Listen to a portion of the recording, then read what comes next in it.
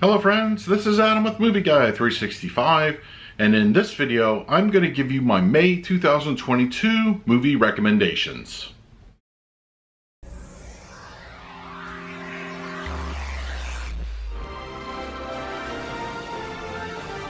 If you're new to the channel, please hit the like button, subscribe, hit that bell notification. You can also find me over Twitter, Instagram, and Letterboxd at Movie Guy 365. Okay, in today's video, I will be giving you my May 2022 movie recommendations. If you're a regular follower of the channel, you know that once a month I like to talk about stuff I watch during my off time, because normally I focus on reviews for 4Ks when it goes to picture and audio quality, but sometimes I just want to sit back and relax, enjoy a film just for the film. I mean, really, at the end of the day, that's one of the things that really brings me joy, and I just like to talk about it and share with people that may are unaware of a certain film and just want something new to check out. So hopefully something in this video will interest you to check out for yourself, and I also encourage you to put in the comments something you would recommend to me that I might check out and maybe recommend in a future video. The first movie I would like to recommend is one that a lot of directors have used as a blueprint for their films, Quentin Tarantino being a noticeable entry here. You can definitely see where he got his influence for Kill Bill, and that is Lady Snowblood. When it comes to, I feel, the subgenre of revenge films, it's one of my favorites, and I think this one really executes that premise nicely.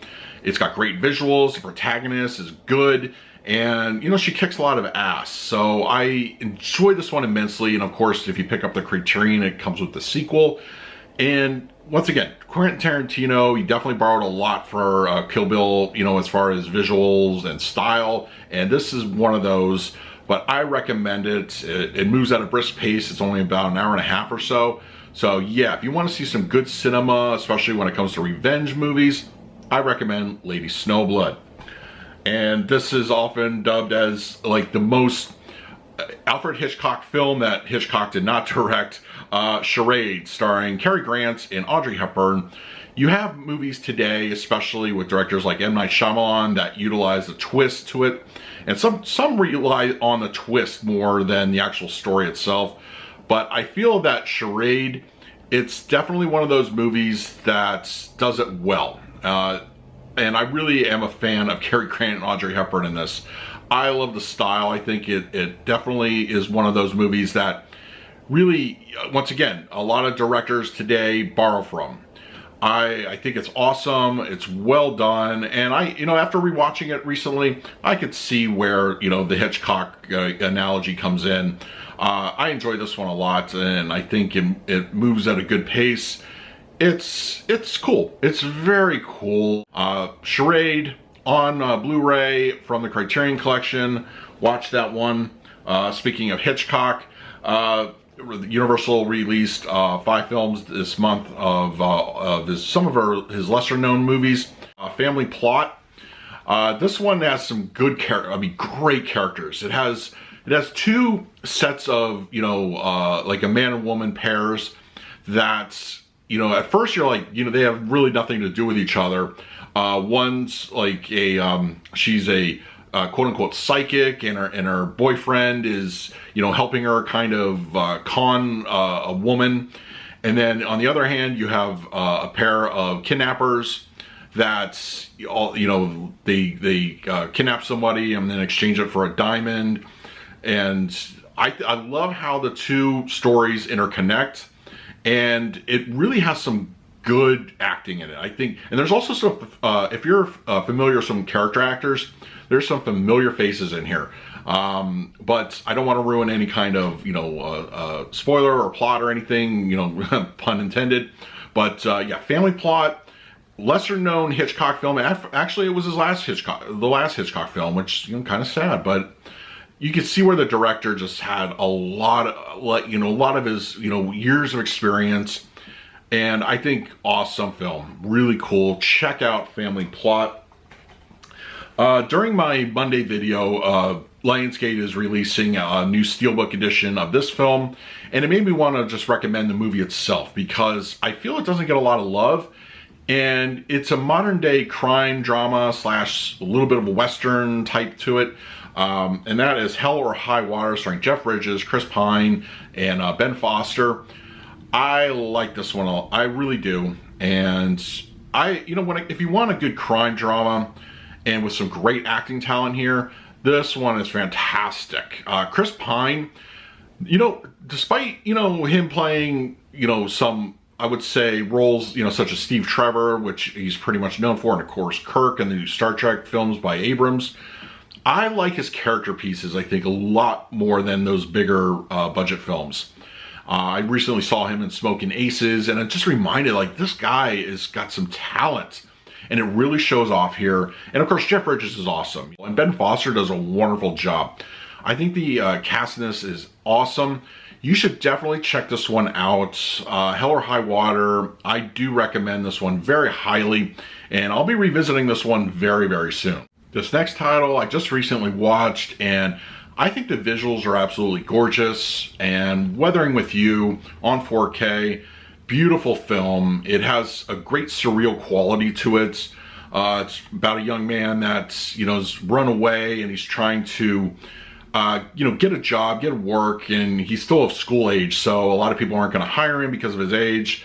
And then somebody takes him in, and he comes across a young girl that has these abilities. There's a lot of mythology there, and it's a very entertaining film. I know the director and creative team have done films before, but I always enjoyed this one. This is, I think, my third time watching it, and this first time watching it on 4K. But Weathering with You, I really enjoy this. This has just fantastic look to it, and the story's very, very good. So yeah, check that one out if you get a chance.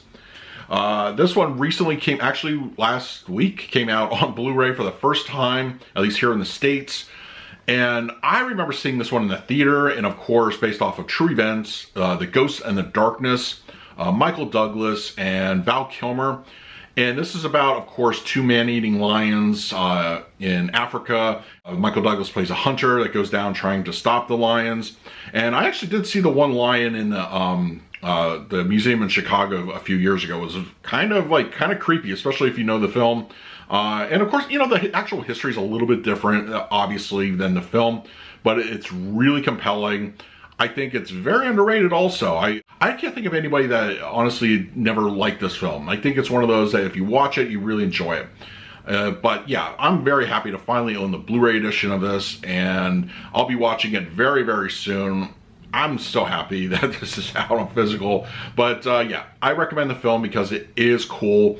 And it's a little bit scary and kind of intimidating when, you see the lions on screen. So yeah, The Ghost in the Darkness, check that out.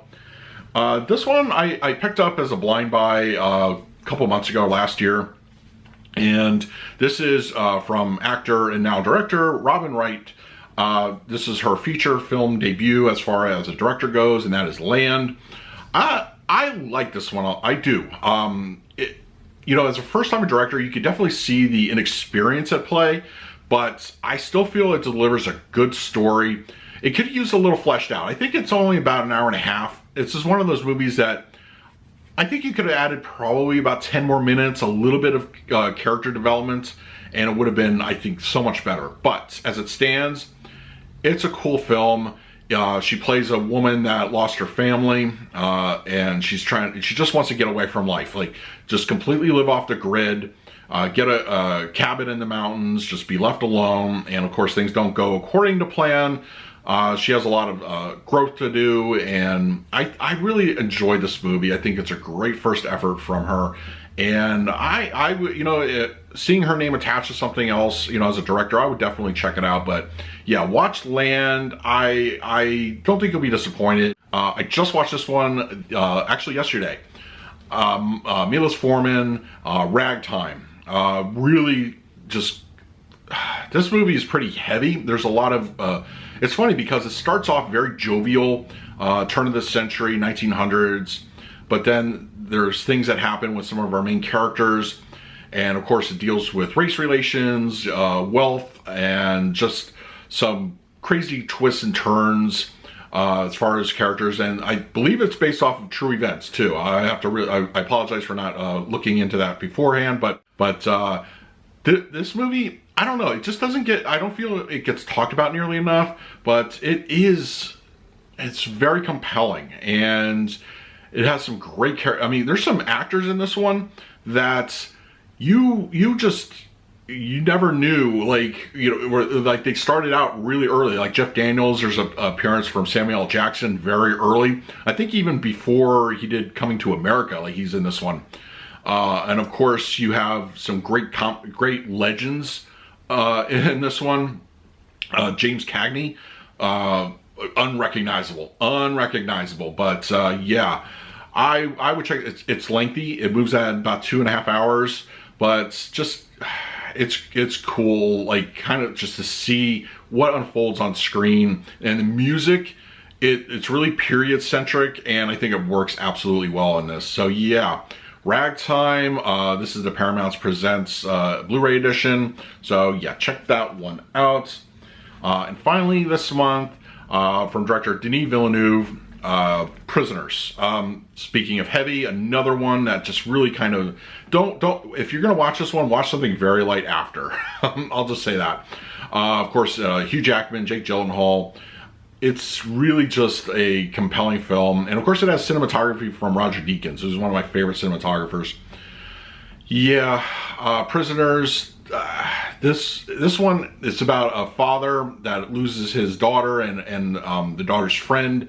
They get kidnapped right out in broad daylight, and it's just, you can see the intensity of the father, of Hugh Jackman's character, and of course you have Jake Gyllenhaal playing the detective. He's trying to investigate, and they kind of clash at times, and then Jackman takes things a little bit further with somebody who's a suspect, played marvelously by Paul Dano, who recently played the Riddler in the Batman. So if you want to see Paul Dano like in another film, that he's just great. He is so good in this. Yeah, I recommend it. And of course, if you're familiar with the director's work, Blade Runner 2049, Dune,